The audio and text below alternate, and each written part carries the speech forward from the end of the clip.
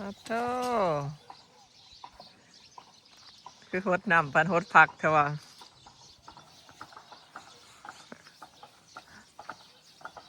เปิดแล้วใดน่ะเปิดเลยเด้บูดบ่ได้พี่น้องเอ้ยฝุ่นลายกระบาบลูกข่อย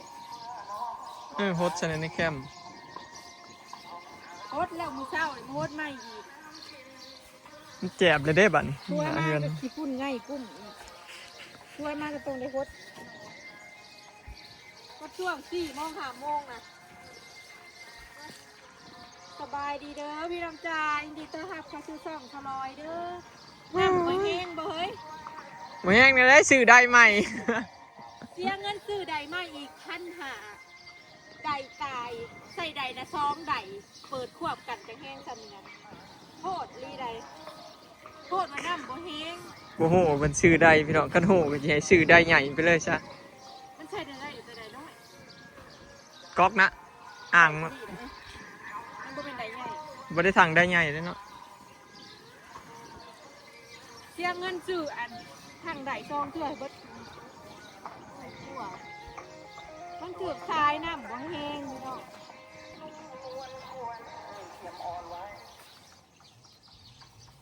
มื้อนี้บุญบ้านเจซีตะกี้ว่าสิไปก้นกบพี่น้องแต่ว่ามื้อนี้วันศีล8เป็นบ่แม่นก็เลยบ่ได้ไปวันศีลพี่น้องวันพระเลยบ่ไปลืมซะ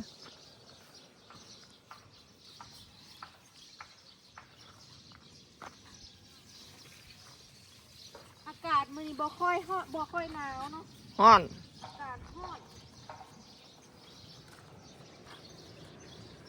เบิ่งรถมาโอ้ยเป็นให้เว้าใกล้แต่เอาฮดในหน้าบ้านมันก็บ่ค่อยฝุ่นปานใดเนาะพี่น้องคันเอาฮดคันเอาดูฮดเพิ่นเฮายืนแล้วนี่ก็บ่ได้ค่อยเฮาเด้อยากหลีกบ่หลีกแล้วแต่มึงแล้วเขาอะ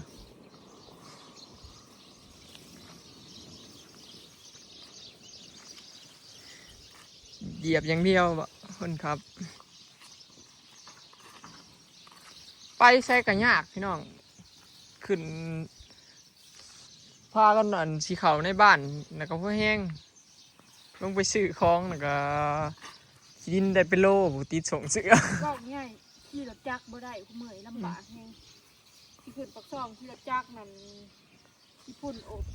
อันนี้ยังว่าหน้าเฮือนเท่านี้มันเป็นหน่วยคีนได้พี่น้องเขาสั่งหินมาลงเองนำเลยนี่คือหน้าเฮือนหน้าบ้านเท่านี้เขามาลงหายนะดั้มรถแต่ว่าบอกว่า200เพิ่นซื้อมา2รถเลยซื้อหินแยกต่างหากนั่นนี่มาใส่พอดีเป็น2รถมันบ่มีคนบ่มีรถมาอันจกดินก็หายากเพราะว่าเขาบ่ได้มาส่งเลยดำรถช่องหายากแบบที่ว่ามีแต่หินนะหายากสลายมีแต่ขี้ดินอันนี้หินเฉพาะนี่หายากพี่น้องคันบ่ยามเขาจกพุ่นแล้วเขาจังแบบเอามาได้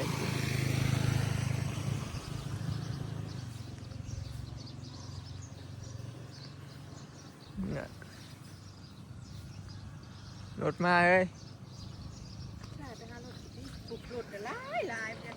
เด้เห็นบ่พี่น้องเขาฮดแล้วมันก็บ่มีเนาะที่ดินบ่มีฝุ่นปานใดเฉพาะแต่หน้าเฮือนเท่านั้นพี่น้อง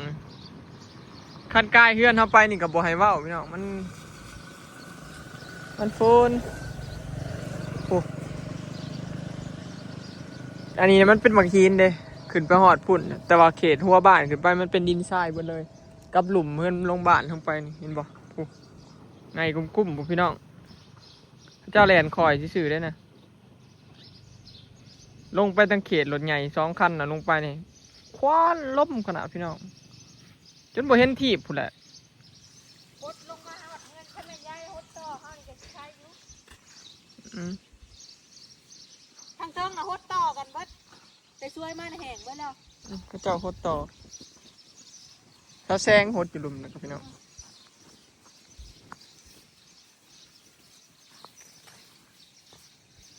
ฮดคู่มือแล้วก็เริ่มแบบแจบเขาแล้วก็เริ่มแบบไข้แน่ขึ้นคู่มือเนาะถ้าเราบ่ฮดนี่เห็นแล้วรถนี่มันก็แจบเขาก็บ่ค่อยควันบัดสบาย พักบัวเพิ่นก็คักขนาด โอ๊ยโอย โอ้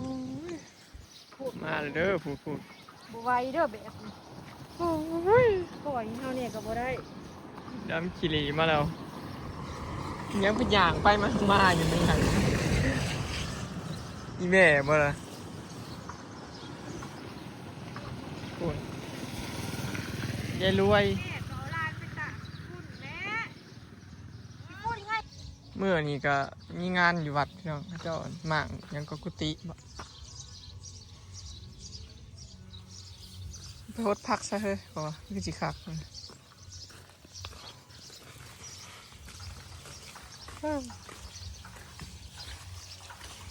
สายยางมันอยากบ่อยากแห้งมันใหญ่โพดใหญ่กว่าของเฮาซื้อมาอีกตัวนี้ แม่บอก แม่ซื้อมาใหญ่โพด งดเนี่ย มันใหญ่แล้วก็ได้มันบ่แห้งเลยบัดนี้มันบ่อยากแห้งบัดมันใหญ่เกิน อยู่บ้านพี่ดอกอยู่ท่าดิดออกง่ายต้นเองกำลังใหญ่บ่โหเขาจะเอิ้นต้นหยังเนาะ ต้นชนสั้น ต้นสั้นๆ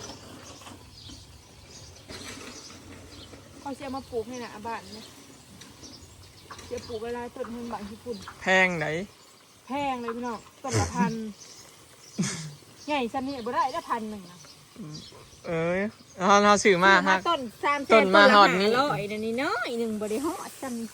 นี่เด่น นี่นะสามสั้นกำลังสิขึ้นสั้นที่3นี่ซื้อมานี่น้อยหนึ่งมันหักบริกวางไงปะนี่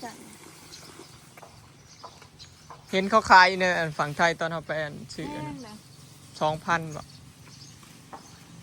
ถักต้นใหญ่กว่านี้พี่น้องเขาจะขาย2,000อยากได้หลายต้นมันแพงกว่างามคือว่าเนาะโอ้เขาจะเอิ้นเนี่ยได้ฝั่งไทยนะแต่ว่าฝั่งลาวเอิ้นต้นส่วนสันพี่น้องเป็นสันขึ้นเรื่อยๆ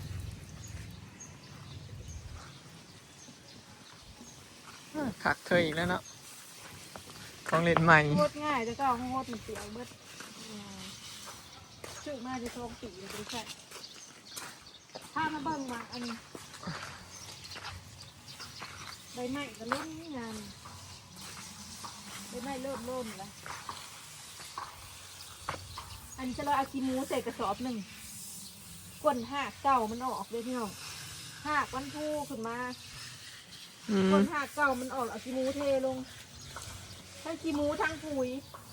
เบิ่งกำลังงามเลย มักมี่พี่น้อง ปีนี้ฉันได้กินแจ็คหมากพี่น้องรู้สึกว่าออกจากซองหมาก ก็ได้กินปีแล้วนี่เนาะปีแรกพี่น้อง ปีนี้มันเป็นหมาก ตั้งแต่ใหญ่นะ จ่อยเป็นหมากหรือเป็น หมากมันอัน หมากบ่ ที่มีหมากมัน เด็ดกิน อย่าไปเด็ดมัน มันบ่เป็นหมากมันรสจิตมันขาดสารอาหารเอาไปกินกับตับเหนียวเนาะตำ โอ้ยไปกอยแจ่วกินแสบกระดอกนี่ตำเอาไปตำเอาไปนะ นี่เด้นี่พี่น้องออกอีกแล้ว มันสิได้กินจากหมากเด้เนาะ1 2ตัวนั้นอีกมันจะเทิงไป เด่นเลย ตัวนี้งามพี่เนาะโอเค ปีที่แล้วหน่วยใหญ่ๆเลยหน่วยในเหงามันนี่นะปีที่แล้วได้กินหาหน่วยคือว่ามันชิหวานพี่น้องหวานเนื้อมันแหนนกรอบๆมันมีต้นสมัยตะกี้มีต้นซัมซาอยู่นี่เหงามันซัมซาใหญ่ๆตะกี้แล้วก็มีต้นมะม่วงเนาะเอามาล่ามาปลูกใส่พี่น้องแต่คุณยายเป็นคนคั่วให้คุณยายแล้วดูครัวเลยเป็นใหม่เป็นเจาะย่ำแรงเดี๋ยวฮดคู่มือ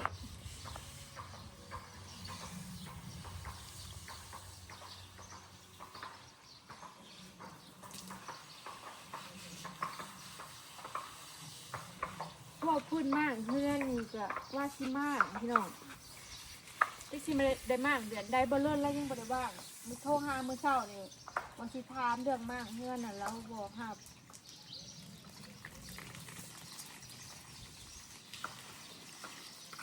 ไอ้เจ๊บอลเลอร์เป็นคนมากให้แต่ว่าสร้างหลังคายังนี่ หาเอาใหม่ ทางอื่นเพราะว่าบ่เลื่อนแล้วบ่ได้ เราไม่ได้ขึ้นไม่ได้ แล้ว เห็น บ่ได้ขึ้นหลังคามันสูงแล้วเราก็บ่ทันนะเพิ่น เราขึ้นมาไว้เราเถาแล้ว เราเฒ่าแล้ว เราบ่หับขึ้นหลังคาเรื่องขึ้นหลังคาแบบขึ้นเห็ดนะพี่น้องแต่ว่าเราก็เห็ดเบิดอหย่างเดี๋ยวแต่หลังคานี่ก็ให้บ่ทอเลื่อนมาเห็ดนะพี่น้องแต่ว่าเราบ่ได้ขึ้นเราก็ให้หมู่ให้สร้างมาขึ้นแทนเราจังซี่นะเราก็เป็นผู้เห็ดนํแต่ว่าเราบ่ได้ขึ้นจังซี่นะบ่ยากดอกเราฮู้จักสร้าง บ่แม่รถ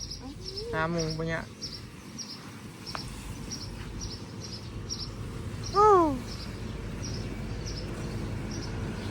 มาแล้วแกนี้แกทรายนี่แหละรถนี่แหละพี่น้องบอกให้เว้ามีหอดรถพ่วง รถแก่ตายน่ะอายคันเลย 4-5 คัน เขาเจ้าแปลงเองเขาเจ้าบอกเขาเจ้าจะแก้ดินแก้ทรายเลยเขาเจ้าแปลงเองทางค่ะบ่ได้เฮ็ดใหม่เลยนี่แต่แบบพยายามออกเนาะพยายามหัวเม็ดทางเขาเจ้าค่ะเขาเจ้าก็มีแต่เกตขางนี่ขึ้นเพื่อพ่อได้แล่น บ่ได้ทมมีแต่เกต เขาจะเพียงไม่เขาเจ้าก็เกตขางขึ้นพ่อได้แล่นนะเนี่ย เกตจดกว่ามันสิลุบพูดแล้วว่าง่ายใช่พี่น้องเป็นเกตบ่ได้ มันก็ประหยัดกว่ากันเนาะอันต้นดอกกล้วยไม้เนี่ยเอามาปลูกหลายปีแล้วเด้4-5 ปีเลยไปหาเฮ็ดอีกก็จะเอามาอีก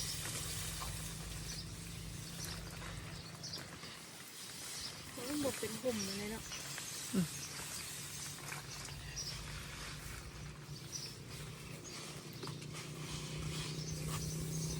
นี่แหละพี่น้องเนาะ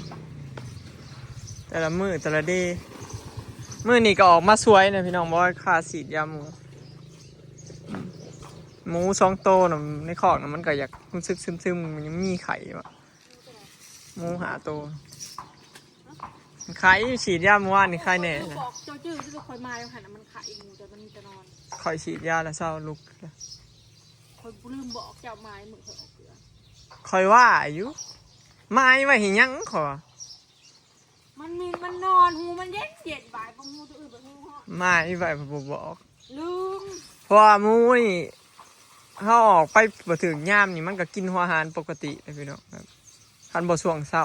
จังได้หูแบบ มันบ่ลุกจังซี่นะ บางเทื่อมันอิ่มมันก็นอนนั่นเด้ยามมื้อแลง อย่าตัดมันงาดเนี่ยนี่ตะเกียบลงแทงเป็นหุ่มมันไปขามถึงเบอร์เลย มันตัดนี่มัน เริ่มเป็นห่มแล้วล่ะ พันบกล่องลงมาเอาเสือกมาแทนเผื่อลงมา มันขึ้นสูงแล้วมันบ่อยากเป็นห่มบ่ได้ตัดบ่ได้ขึ้นไปตัดอยู่เทิงมันพู ตะกี้เดี๋ยวมีแต่อันนั้นที่ ให้มันแตกใหม่เห็นบ่คือกกม่วงเฮาเขาเอาไปตัดปลายมันนะ พวกอันมีนกกระจาบมาอยู่นี่แต่ยังไม่เศร้านะ โอเคเนาะพี่น้องคลิปนี้ก็สิขอเก็บภาพบรรยากาศไว้สำนี้เด้อเนาะพี่น้อง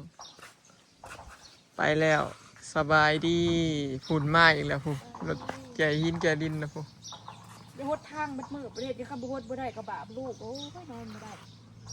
ข้าหดทางไข่เนี่ยนิดนะพี่น้องคุณมากอีกแล้ว บอกไว้ว่าแต่อาลีพี่น้องคนมันยังหนังอยู่หน้าบ้านบ่ได้ ทางนั่นน่ะบ่มีมันมาแต่ขาของเรา เฮาตรงล่มไป ไม่เอามันโคกเด้ขับติด มาแล้วพูโอ้ยน้องเห็นบ่หมอกนะหนาวแห้งจนเป็นหมอกพูแก่หินแก่ทรายคู่มือ